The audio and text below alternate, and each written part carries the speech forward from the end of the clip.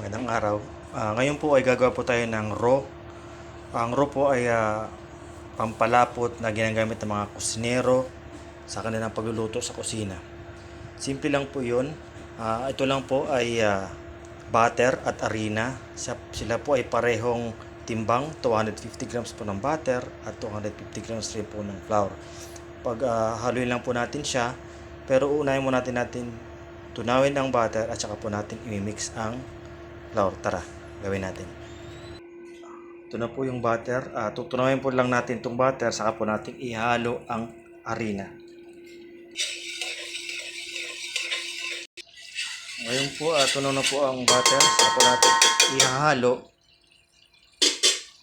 ang harina.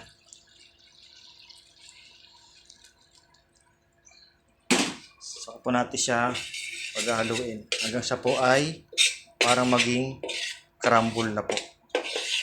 Ito pong raw na to ay ginagamit po ito sa thickening agent po siya sa kusina, na para po siyang isang cornstarch.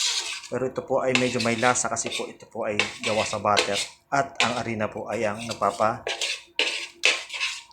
nagpapakapal po sa kanya para po siya ay maging sauce. Ito na po. Ganyan na po ang ating raw. Simple lang po yan.